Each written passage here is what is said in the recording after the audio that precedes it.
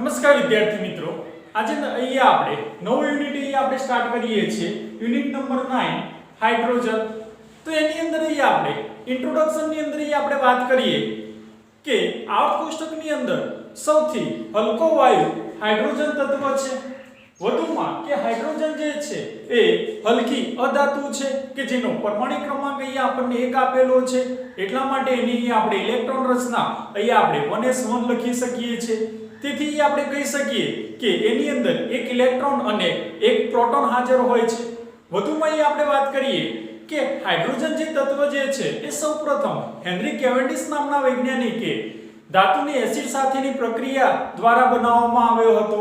પરંતુ હાઇડ્રોજન એવું નામ સૌપ્રથમ લેવોઇઝિયમ નામના વૈજ્ઞાનિકે આપ્યું છે. તો બ્રહ્માંડની અંદર સૌથી વધુ પ્રમાણમાં વિપુલ પ્રમાણમાં એટલે કે એપ્રોક્સિમેટલી આપણે વાત કરીએ તો 70% જેટલું અહીંયા આપણને હાઇડ્રોજન તત્વ રહેલું હોય છે. એટલે કે હાઇડ્રોજન જે છે એ ઓક્સિજન તત્વ સાથે સંયોજાઈને અહીંયા આપણને પાણીનો અણુ બનાવી શકે છે. વધુમાં કે હાઇડ્રોજન જે છે એ મુક્ત અને સંયોજિત એમ બંને અવસ્થાની અંદર અહીંયા આપણે મેળવી શકીએ છીએ. તો એ આપણે લખીએ ઇન્ટ્રોડક્શનમાં કે હાઇડ્રોજન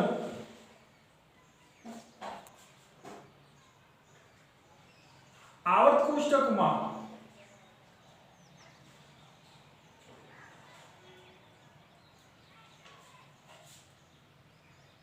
સૌથી હલકો વાયુ છે.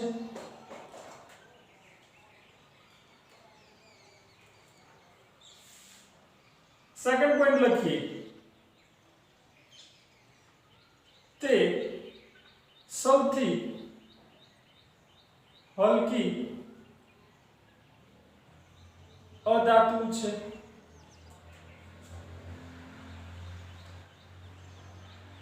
સૌપ્રથમ હેનરી કેવેન્ડિશ નામના વૈજ્ઞાનિકે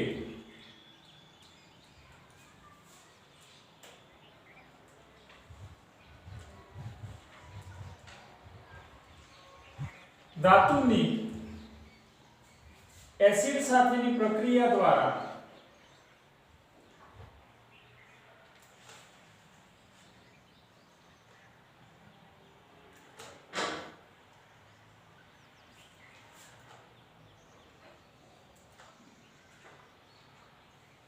બનાવવામાં આવ્યો.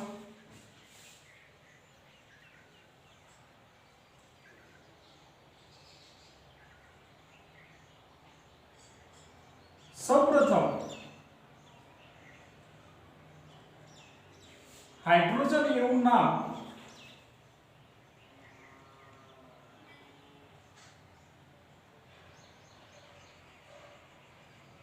લેવોઇઝર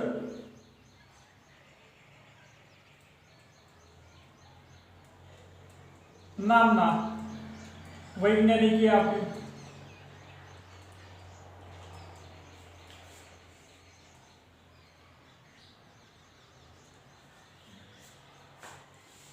હાઇડ્રોજન શબ્દ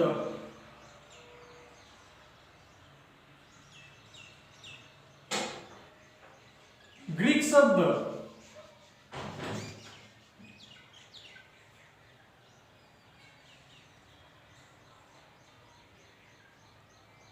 હાઇડ્રો એટલે પાણી તથા જન એટલે કે ઉત્પન્ન થાય છે. હાઇડ્રોજન ઓક્સિજન સાથે સંયોજાય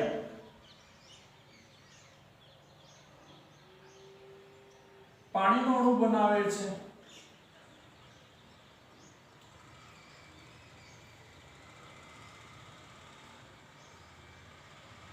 હાઇડ્રોજન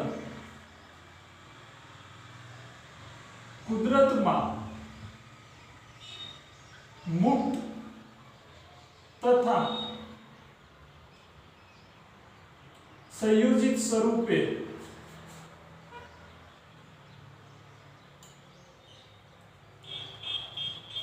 મળી આવે છે. વધુમાં અહીં આપણે વાત કરીએ કે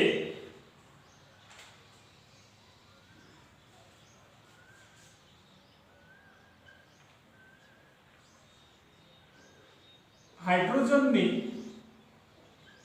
ઇલેક્ટ્રોન રચના 1s1 છે. તેથી તે એક પ્રોટોન અને એક ઇલેક્ટ્રોન ધરાવે છે. નેક્સ્ટ પોઈન્ટ એ આપણે લખી શકીએ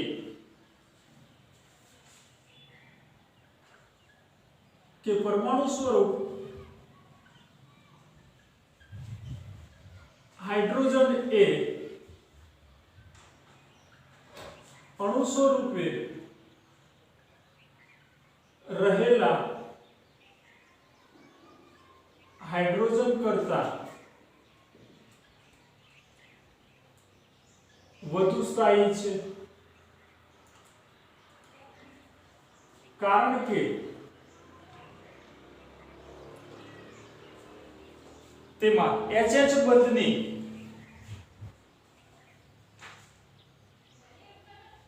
HH બંધ માટે વિયોજન ઊર્જાનું મૂલ્ય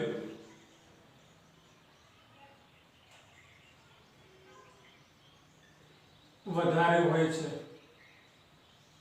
તો વિદ્યાર્થી મિત્રો એ આપણે ઇન્ટ્રોડક્શન ની અંદર એ આપણે વાત કરીએ કે હાઇડ્રોજન જે છે કે આવર્ત કોષ્ટકની અંદર સૌથી હલકો વાયુ છે, તે સૌથી હલકી અધાતુ છે. સૌપ્રથમ હેનરી કેવેન્ડિશ નામના વૈજ્ઞાનિકે ધાતુની એસિડ સાથેની પ્રક્રિયાથી ડાયહાઇડ્રોજન વાયુની બનાવટ કરવામાં આવી છે. ત્યારબાદ હાઇડ્રોજન એવું નામ એ એન્ટોની લેવોઇઝર નામના વૈજ્ઞાનિકે આપણને આપ્યું છે. હાઇડ્રોજન શબ્દ એ ગ્રીક શબ્દ પરથી આપણને ઉતરી આવ્યો છે. એટલે કે હાઇડ્રો એટલે કે પાણી તરીકે ઓળખવામાં આવે છે અને જન એટલે કે ઉત્પન્ન થવું એવું થાય છે. એટલે કે હાઇડ્રોજન તત્વ એ ઓક્સિજન સાથે સંયોજાઈને અહીંયા આપણને પાણીનો અણુ બનાવે છે. હાઇડ્રોજન કુદરતમાં મુક્ત તથા સંયોજિત એમ બંને સ્વરૂપે આપણને મળી આવે છે. હાઇડ્રોજન કે જેની ઇલેક્ટ્રોન રચના 1s1 છે એટલે કે પરમાણુ ક્રમાંક 1 છે. તેથી તેમાં એક પ્રોટોન અને એક ઇલેક્ટ્રોન ધરાવે છે. અને મેં અહીં આપણે વાત કરીએ કે પરમાણુ સ્વરૂપ હાઇડ્રોજન એ અણુ સ્વરૂપે રહેલા હાઇડ્રોજન કરતાં વધુ સ્થાયી હોય છે. કારણ કે હાઇડ્રોજનમાં HH બંધ માટેની જે વિયોજન ઊર્જાનું મૂલ્ય છે એ ખૂબ જ વધુ હોય છે. વધુમાં અહીં આપણે વાત કરીએ કે હાઇડ્રોજન કે જેના અહીં આપણને 3 સંસ્થાનિકો અહીં આપણને આપેલા છે. જે આપણે જાણીએ છીએ કે સંસ્થાનિક એટલે શું? તો અહીં આપણે હાઇડ્રોજનના અહીં આપણે સંસ્થાનિકની અંદર અહીં આપણે વાત કરીએ કે હાઇડ્રોજનના મુખ્યત્વે અહીં આપણને 3 સંસ્થાનિકો અહીં આપણને આપેલા છે. પ્રોટિયમ, સેકન્ડ છે ડ્યુટેરિયમ અને થર્ડ છે ટ્રિટિયમ. તો સમસ્થાનિક એટલે કે જેના પરમાણુ ક્રમાંક સમાન હોય પરંતુ પરમાણુય દળ જુદા જુદા હોય એને અહીંયા આપણે આઇસોમર એટલે કે સમસ્થાનિક તરીકે અહીંયા આપણે ઓળખી શકીએ છીએ. તો સમસ્થાનિક અહીંયા આપણને હાઇડ્રોજનના 3 અહીંયા આપણને આપેલા છે. પ્રોટિયમ, ડ્યુટેરિયમ અને ટ્રિટિયમ છે. પ્રોટિયમ કે જેને અહીંયા આપણે H1H વડે દર્શાવી શકીએ છીએ. H12 અથવા તો ડ્યુટેરિયમ D સિમ્બોલ વડે પણ અહીંયા આપણે દર્શાવી શકીએ છીએ. અથવા ટ્રિટિયમ વડે આપણે દર્શાવી શકીએ છીએ કે જેની અંદર પ્રોટોનની સંખ્યા અહીંયા આપણને દરેકની અંદર અહીંયા આપણને 1 છે, જ્યારે ન્યુટ્રોનની સંખ્યા જે છે એ 0, પ્રોટિયમ માટે 0 છે, ડ્યુટેરિયમ માટે 1 છે અને ટ્રિટિયમ માટે 2 છે. વધુમાં કે અહીંયા આપણને જે સૌસ્થાનિક અહીંયા આપણને આપ્યું છે ટ્રિટિયમ, કે જે રેડિયો સક્રિય છે, કે ટ્રિટિયમ જે છે એ રેડિયો સક્રિય તત્વ તરીકે આપણે ઓળખી શકીએ છીએ. તો અહીંયા આપણને આ ચેપ્ટર્સની અંદર અહીંયા આપણને હાઇડ્રોજનની આપણને બનાવટ આપણે ટોપિક આપણે સ્ટાર્ટ કરવો છે. તો ફર્સ્ટ આપણે પોઈન્ટ આપણે વાત કરીએ કે હાઇડ્રોજનની બનાવટ.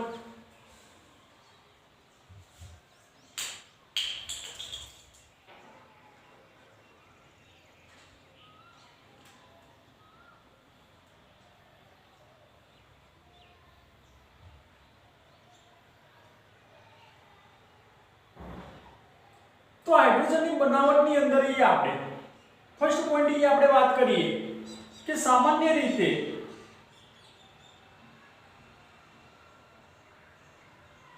દાણાદાર ઝિંક ધાતુની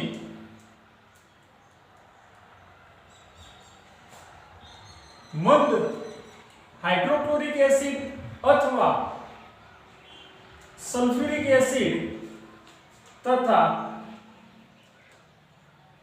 આલ્કલી સાથેની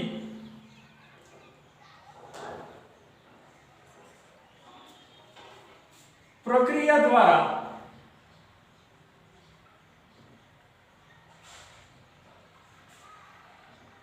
ડાયહાઇડ્રોજન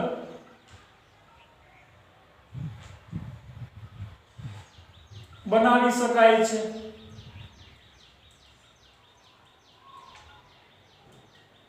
તેની અંદર આપણે રિએક્શન લખીએ કે Zn solid plus H2SO4 that gives ZnSO4 plus dihydrogen gases. કે ઝિંક ની આપણે HCl સાથે આપણે પ્રક્રિયા કરીએ તો ZaCl2 plus ડાયહાઇડ્રોજન. એ જ રીતે આપણે ઝિંકની આપણે ટ્વાઇસ મોલ NaOH સાથે આપણે પ્રક્રિયા કરીએ તો આપણે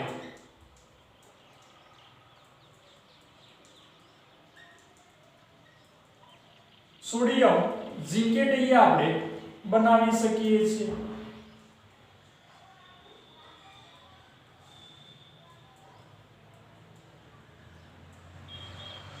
તો આપણે વિદ્યાર્થી મિત્રો આપણે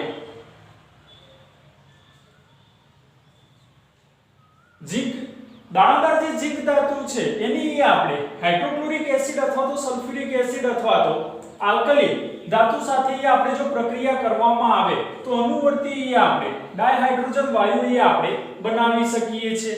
સેકન્ડ આપણે વાત કરીએ કે હાઇડ્રોજનની આપણે ઔદ્યોગિક બનાવટની અંદર આપણે ચર્ચા કરીએ.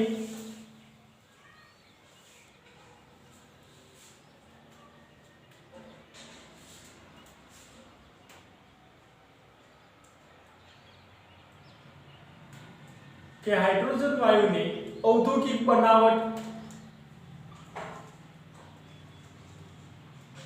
તો એની અંદર ફર્સ્ટ આપણે વાત કરીએ કે પાણીમાં થોડા ટીપા મંદ સલ્ફ્યુરિક એસિડના ઉમેરી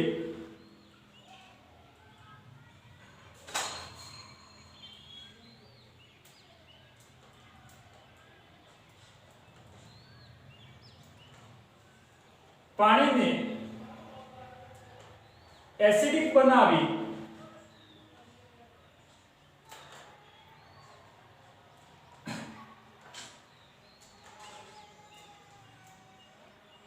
તેમાં પ્લેટિનમ વિદ્યુત ધ્રુવો વડે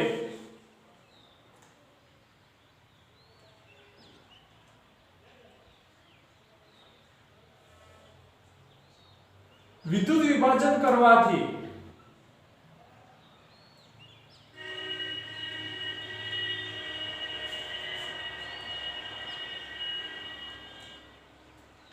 ડાયહાઇડ્રોજન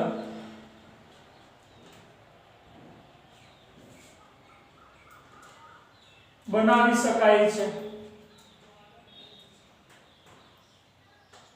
કે વિદ્યાર્થી મિત્રો અહીંયા આપણને ફર્સ્ટ અહીંયા આપણે ઔદ્યોગિક બનાવટની અંદર અહીંયા આપણે વાત કરીએ કે પાણીની અંદર થોડા ટીપા અહીંયા આપણે સલ્ફ્યુરિક એસિડના ઉમેરી પાણીને અહીંયા આપણે એસિડિક બનાવી પ્લેટિનમ વિદ્યુત ધ્રુવો વડે જો વિદ્યુત વિભાજન કરવામાં આવે તો એ આપણે ડાયહાઇડ્રોજન વાયુ અહીંયા આપણે બનાવી શકીએ છીએ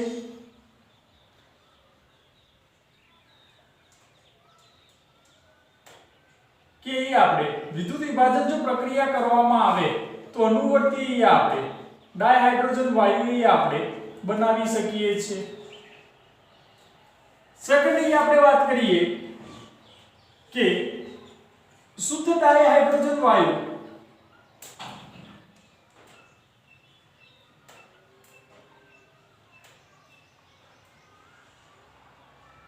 એટલે કે 99.95% પ્યોર ફોર્મમાં ડાયહાઇડ્રોજનની બનાવટ માટે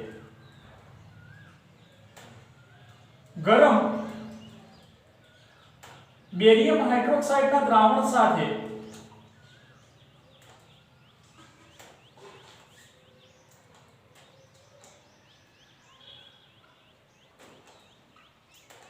નિકલ વિદ્યુત ધ્રુવો વડે વિદ્યુત વિભાજન કરવાથી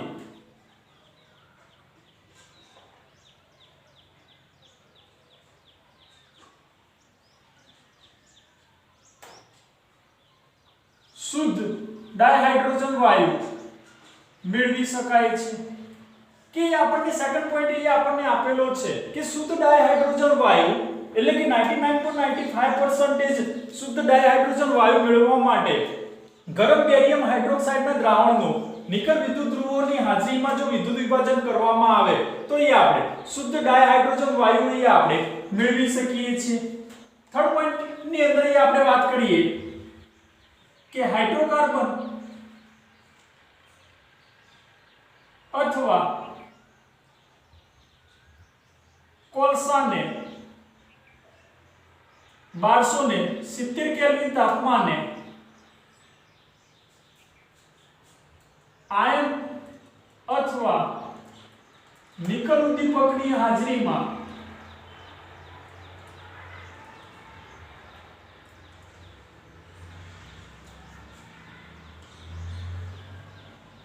આયન અથવા તો નિકલ ઉદ્દીપકની હાજરીમાં પાણીની બાષ્પ સાથે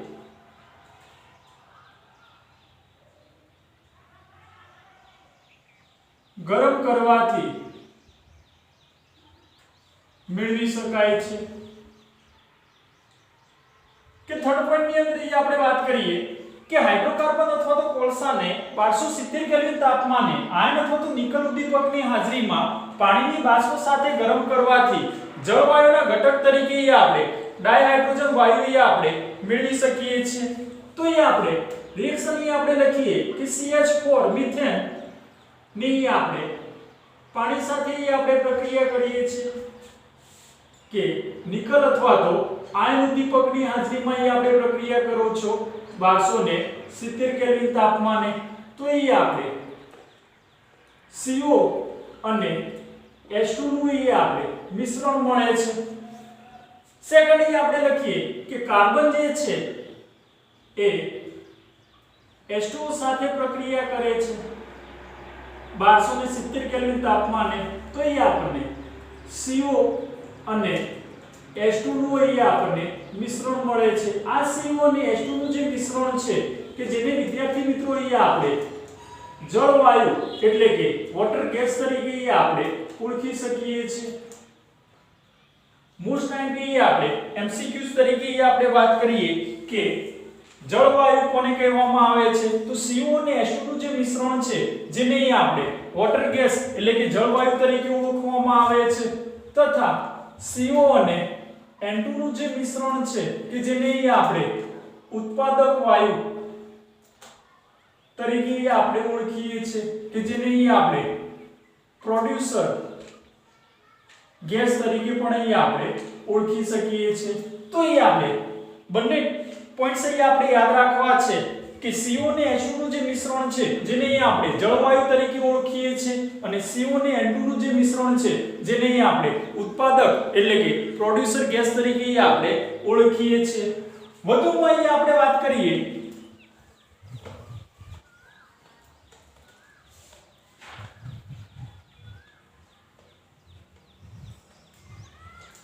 કે થર્ડ પોઈન્ટ ની અંદર આપણે વાત કરી છે કે હાઇડ્રોકાર્બન અથવા તો કોલસાને આયર્ન અથવા નિકલ ઉદ્દીપકની હાજરીમાં પાણીની બાષ્પ સાથે જો ગરમ કરવામાં આવે તો જળવાયુના ઘટક તરીકે આપણે ડાયહાઇડ્રોજન વાયુ બનાવી શકીએ છીએ। તો આ જળવાયુનો ઉપયોગ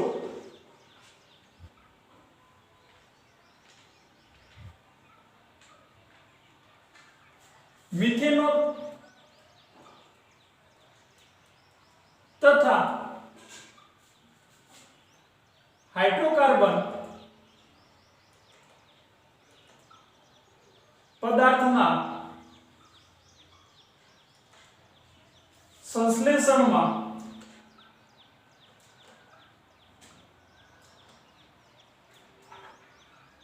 થાય છે। તેથી તેને સંશ્લેષિત વાયુ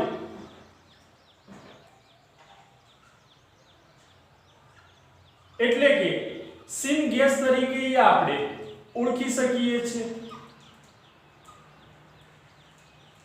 કે આ જે જળવાયુ જે છે કે જેનો ઉપયોગ આપણે મિથેનોલ અને હાઇડ્રોકાર્બન પદાર્થના સંશ્લેષણમાં થાય છે તેથી તેને આપણે સંશ્લેષિત વાયુ એટલે કે સિન ગેસ તરીકે આપણે ઓળખવામાં આવે છે। વધુમાં કે આપણે વાત કરીએ કે જળવાયુને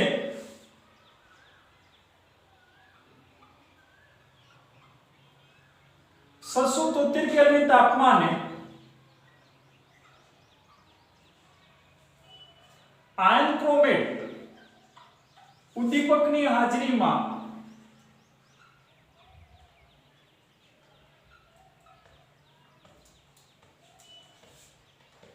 પાણીની બાષ્પ સાથે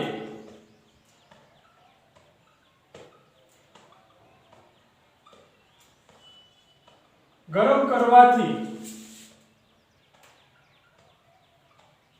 ડાયહાઇડ્રોજન વાયુ મેળવી શકાય છે। કે જે આપણને જળવાયુ મળ્યું છે એની આપણે પાણી સાથે આપણે જ્યારે પ્રક્રિયા કરવામાં આવે છે ત્યારે અનુવર્તી આપણે કે આપણે આયર્ન ક્રોમેટ ઉદ્દીપકની હાજરીમાં આપણે પ્રક્રિયા કરો છો 673 કેલ્વિન તાપમાને તો આપણે ડાયહાઇડ્રોજન વાયુ અહીં આપણે બનાવી શકીએ છીએ। વધુમાં આપણે વાત કરીએ લાસ્ટ પોઈન્ટ આપણે વાત કરીએ કે મિથેનોલને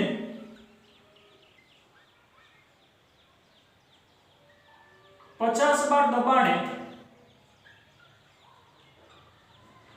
तथा 673 केल्विन तापमाने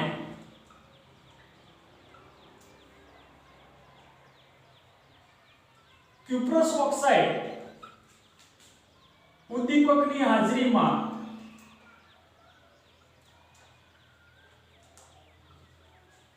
विघटन करवाथी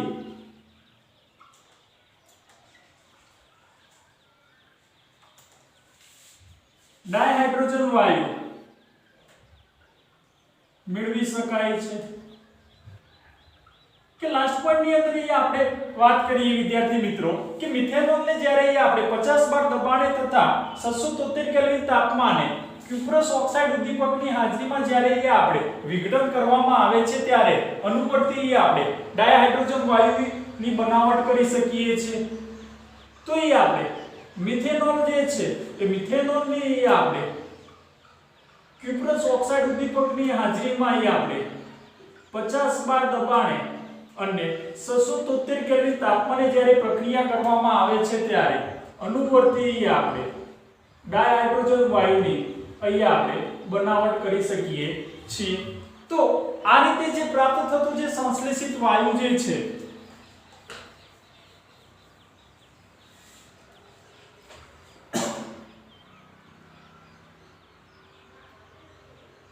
કે આ રીતે મળતો સંશ્લેષિત વાયુ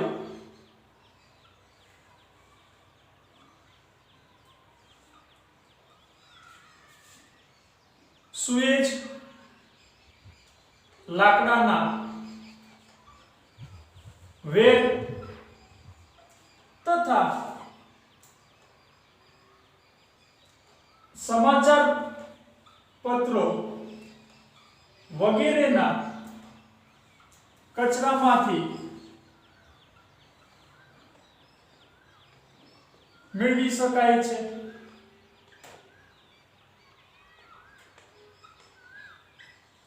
તેથી આપણે ઔદ્યોગિક રીતે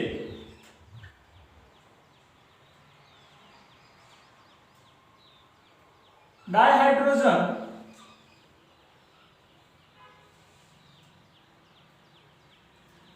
કે ઔદ્યોગિક રીતે આપણે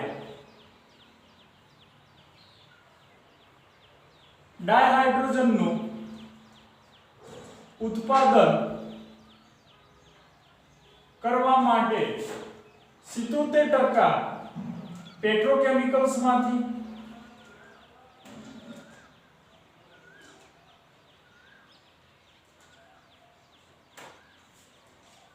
18%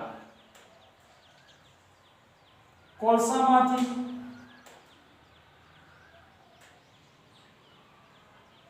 4% વિદ્યુત વિભાજનથી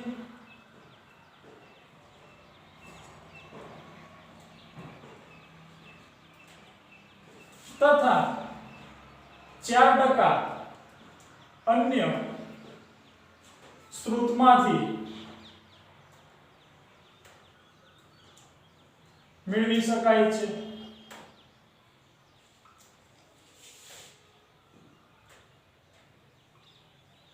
કે વિદ્યાર્થી મિત્રો અહીં આપણે વાત કરીએ કે આ રીતે જે મળતું જે સંશ્લેષિત વાયુ જે છે કે જે સુએજ લાકડાના વેર સમાચાર પત્રો વગેરેના કચરામાંથી આપણે મેળવી શકીએ છીએ અને ઔદ્યોગિક રીતે ડાયહાઇડ્રોજન વાયુનું ઉત્પાદન માટે 77% પેટ્રોકેમિકલ્સમાંથી 18% કોલસામાંથી 4% વિદ્યુત વિભાજનથી તથા 4% અન્ય સ્ત્રોતમાંથી આપણે મેળવી શકીએ છીએ।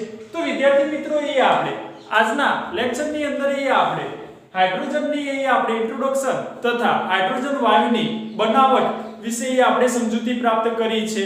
Thank you. નેક્સ્ટ લેક્ચરની અંદર આપણે વાત કરીએ કે નેક્સ્ટ લેક્ચરની અંદર આપણે ડાયહાઇડ્રોજન એટલે કે હાઇડ્રોજન પેરોક્સાઇડની બનાવટ અને એના રાસાયણિક ગુણધર્મો વિશે આપણે ચર્ચા કરીશું। Thank you.